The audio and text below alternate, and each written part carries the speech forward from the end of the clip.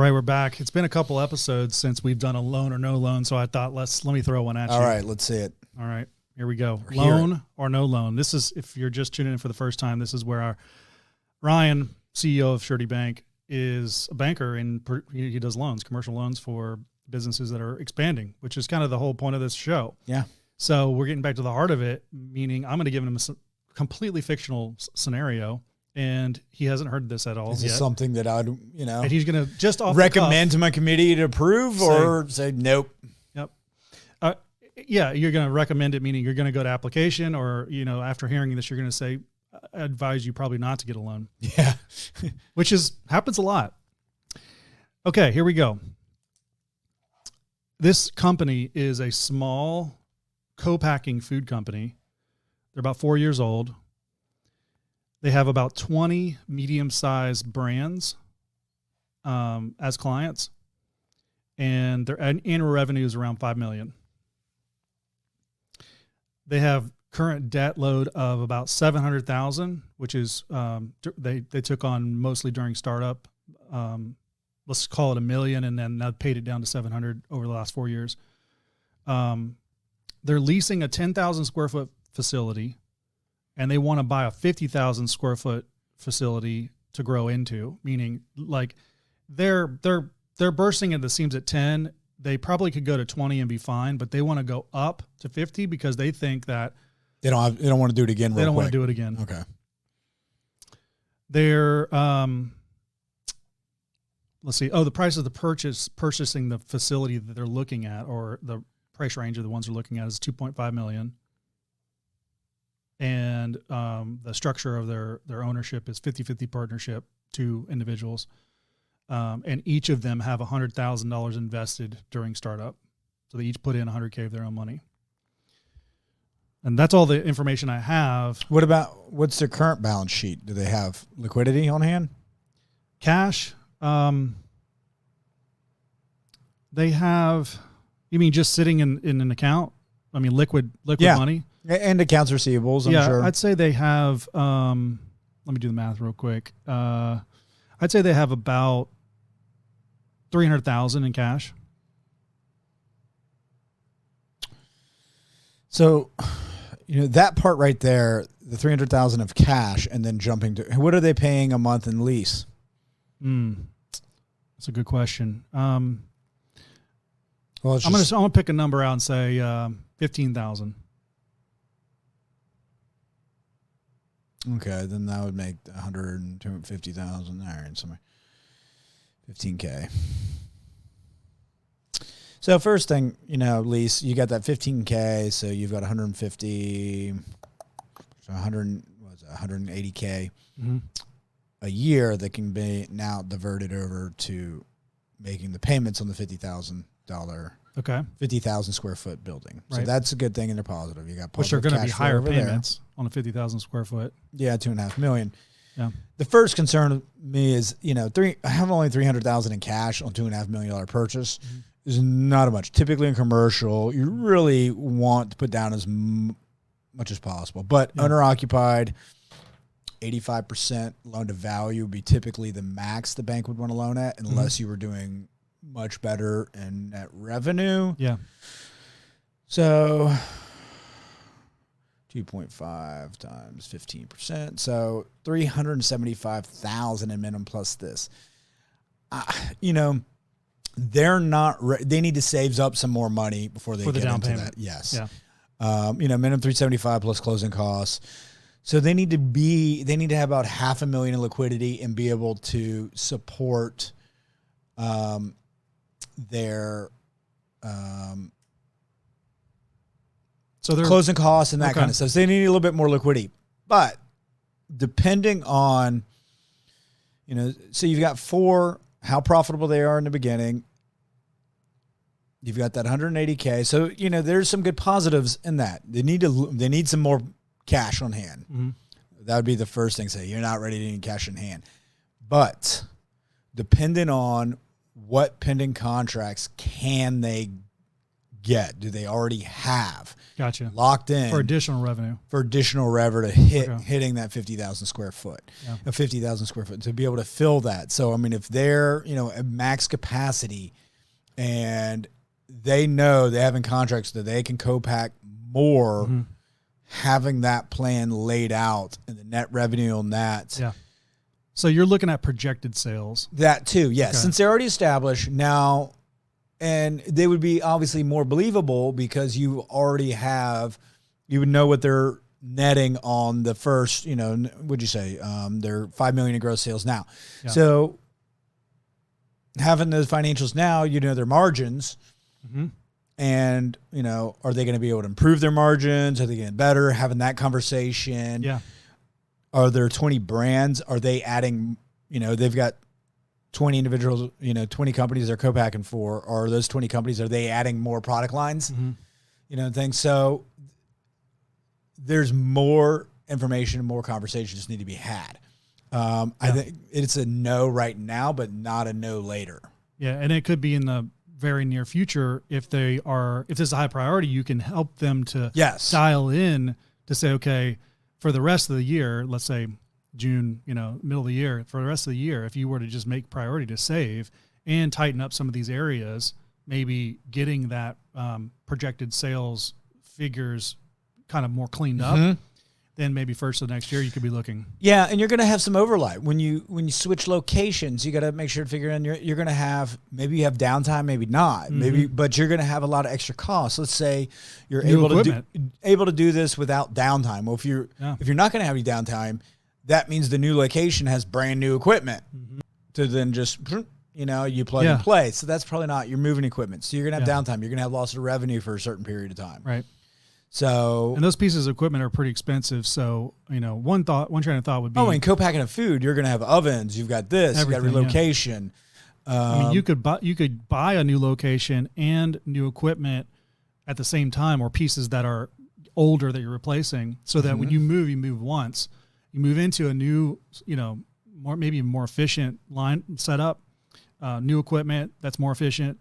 So instead of having to replace your equipment and then move the equipment, you're losing time. Yes.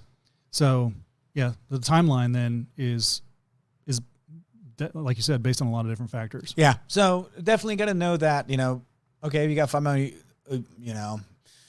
$5 million a year. So it was around $450,000 a month in gross sales. You're down a month. There's 450 and cash flow right there gone. Yeah. How does that affect you? So knowing those things coming in, definitely need more money. I think you want to be in a better position to make that leap and it'd save a little bit longer to make it safer. But if they can demonstrate how their growth in a quick time, then, you could do 2-part loans. You could do a loan in the real estate and then a loan to working capital, loan, a temporary line of credit over the next 6 months to be paid down for those incidentals. So there are things, because then you could do 85% of that commercial loan is going to be paid down, say, over a 20-year period or even a 25-year amortization that stays. But then the extra money doing it short term, say, it's $150,000, that could just be very short term that it needs to be paid off in a year. Okay. And it needs to be paid in 2 years to keep that position down. So there are ways. There's just going to be, because you don't have the liquidity, more planning and more detail on the growth rates. Gotcha. Demonstrated. But, good thing on this, you've already got a track record. So it's going into it. It's not like. So it's not a yes right now. But it's not a no in maybe 6 to 12 months. Not at all. That's the time that, talk to your banker ahead of time as you're seeing this and having those conversations. So that's a building great customer going forward, and fantastic. Yeah. What I love about this answer too is that's a very qualified answer. Meaning, if you took that same question, this same set of circumstances to a big bank, you're going to get a checklist of question and answer, and it's going to be a yes or no. But there's not going to be a lot of discussion around. Typically, no. It's what you just said, hey, go do these things and come back and see me in 7 months. Correct. And most of the time, the typical commercial lender the bankers talk to, they're sales driven. I mean, they get paid when that loan closing happens. So, I mean, there's plenty of, there's some fantastic commercial lenders that they care and they understand cash flow analysis. Yeah. But there's a lot of them that don't give a shit and they don't even understand cash flow. They don't care. They loan that money. They'll be the friendliest person to you. Of course, they want to loan you as much possible because they're probably making a point when that loan closes. Right. So they are incentivized with you on getting the money with you, but then they don't care if fault later on in the grand scheme of things, you know. Yeah, but how you lay they it do out, a little though, bit shows too, like, you know, let's talk through the details of this and get you into a good loan, a good property, a good setup, and then maybe the equipment comes next. We're going to be there for you to help you figure out how that financial structure should be. And I will give you an example. A few years ago, we lent to an existing business. A business had been in business, say, 20 years. And now the equipment needed to be refurbished, building, you know, all done. But you had kind of two parts. You had, refinance of the building. Then you had what was going to... what the improvements, but you had two types of improvements. You had improvements that are going to last 20 years, whether it's a roof, whether this, so that you can extend those payments over time because you're not having to replace that roof in 5 years. Right. But then the other equipment that is dead in 5 years, you know, a lot of people are, I want a 20-year amortization on that. Well, no, because you're going to have to get new equipment in 5 years. If you can't pay that down, and luckily I know having that, it was a tough conversation for them. It said, no, we'll two-part loans. This loan amortized over I forget, 15, 20 years because it is an older building. Right. So, you know, no, you don't want to do a 30-year amortization on that. You want to do a 15, 20. If you can't afford that, then maybe it's time to get out. Yeah. And then the equipment was on a shorter 5-year. And then what happened 4 or 5 years? And then you had COVID. And then when they needed, they were happy as hell that they had paid down that debt as much as possible. Yeah. Right.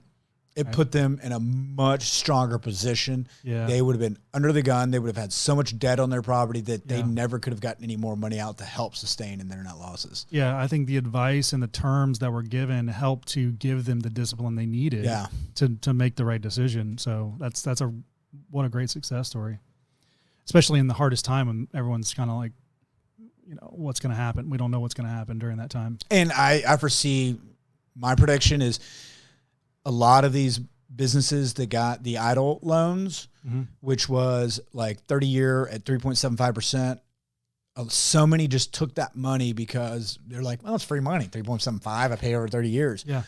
Okay. Well, it's still a debt. And a lot of them spent that money on stuff that they normally wouldn't, that isn't returning a factor. Right. And watch, in a few years, we're going to see a lot of those companies that took those idle loans going belly up. Because that's going to come back at some point. It's going to hit. 100%. I've already started seeing some that they're like, oh, I want money. And I'm like, your debt service coverage, I'm not going behind $1 million, 3.75. Yeah, it's a great rate. I wouldn't suggest you to refinance that at all. Right. But you spent it. You had a great year. Yeah. You bought a new house. You did all this, but sorry. Yeah, the stuff catches up for real. It will. Yeah. Yeah. I mean, it's got to... You take it and deploy it to make money. That's great. Well, do you remember post 2008? Do you remember how many people were refinancing their house to pay off credit card debt in their cars? And their accounts are, the interest is tax deductible. It's not tax deductible on your car. I remember that. Yep. Yeah, but what I tell you is most of the time it didn't go over your standard itemization, so it didn't make a damn difference. And then all you did, your car and your credit cards that, you know, you would have paid off over 3 to 5 years, you put it in a damn 30-year mortgage. Now you get to pay tens and hundreds of thousands. They're still paying on it today and they don't even know it. So, yep. And they don't have the cars anymore. Correct. They're new cars. They're on their third car by now. Yeah. And still got the debt back. Yeah. And then now, you know, the house value is probably more than it was in 2008, but, you know, they went for years with, you know, negative value in their house and they either couldn't sell or had the short sale. So, no, you know, it's never free money. Yeah. Awesome. Okay. Well, that makes me feel good that I've got a plan. I wasn't a no. It was a no, but it wasn't a no. No. And you know, the business is doing really well. Yeah. Cool. All right. If you like these loan or no loans, let us know. Because we like doing them. So we'll talk to you in the next episode. All right.